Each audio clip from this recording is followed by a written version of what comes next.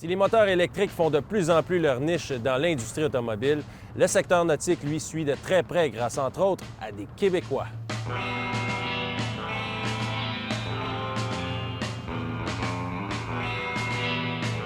Jean-François, c'est assez impressionnant. On est actuellement dans un bateau qui est une innovation dans le milieu nautique.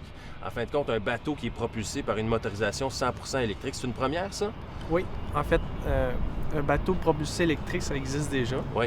Mais un bateau qui atteint les performances qu'on obtient avec ce bateau-là, c'est la première. On a tiré avec ce bateau-là des champions du monde actuels en ski nautique, puis ils ont été agréablement surpris des performances.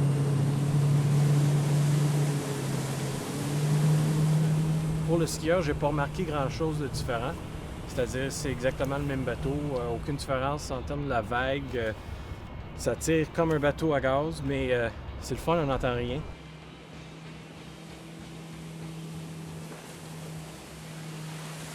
Après avoir extirpé le moteur à essence, la transmission et les autres composantes de la propulsion thermique, le défi a été de retrouver le même comportement et les mêmes sensations de conduite, malgré le changement de masse et d'équilibre du bateau. Ce qu'on a réussi à faire en positionnant, en avançant les batteries, le bateau se comporte exactement de la même façon qu'un bateau thermique. On pense TM4, on pense à moteur pour, disons, les automobiles et tout ça. De quelle façon vous avez adapté ça à une embarcation? OK. Le moteur qui est disponible sur le marché aujourd'hui, c'est TM4. Ne permet pas les performances pour un bateau de ski. Donc, on a dû utiliser deux moteurs. Puis ce qu'on a développé, c'est la boîte de réduction qui coupe ces deux moteurs-là à un seul shaft. Le Nautique 196E est équipé de deux moteurs électriques développant 160 kW et un couple de 625 livres-pieds. Son autonomie permet à 4 skieurs d'effectuer aisément un total de 25 à 30 passages dans un parcours de ski. Le temps de charge complet est de 4 heures sur une prise de 220 volts et la vitesse de pointe est de 72 km/h.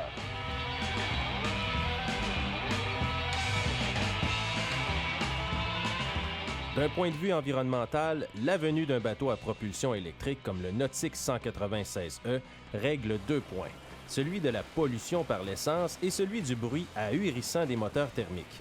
Ne reste que l'érosion des berges.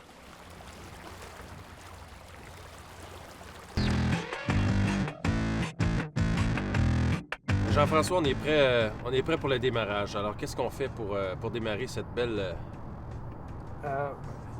Il est déjà démarré. Ah oui? C'est le fun, on n'entend rien. Ça, c'est plaisant. Oui, absolument, c'est plaisant. C'est sûr que ça dérange moins les voisins. Puis, mais c'est cool, quand on jase avec les personnes dans le bateau, de ne pas avoir à éteindre le bateau à chaque fois. Fait que c'est sûr que c'est pas mal plus naturel. Là.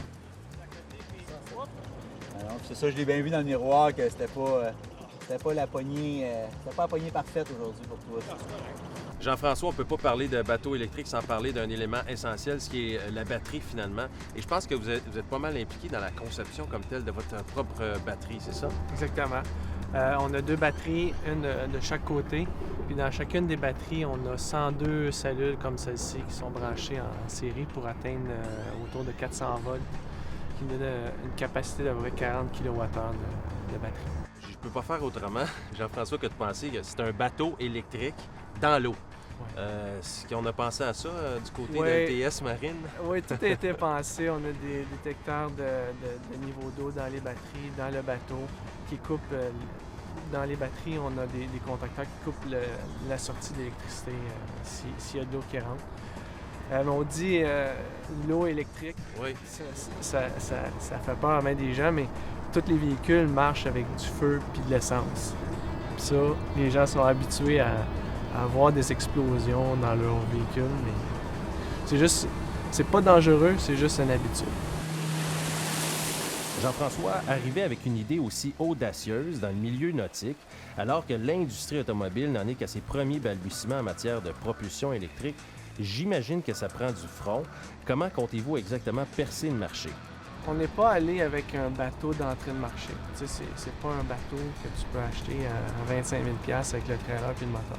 C'est un bateau qui se détaille normalement autour de 60 000 et plus. Donc l'option électrique n'est pas un gros pourcentage du prix, contrairement si on prend un bateau d'entrée de marché. Puis pourquoi un bateau de ski?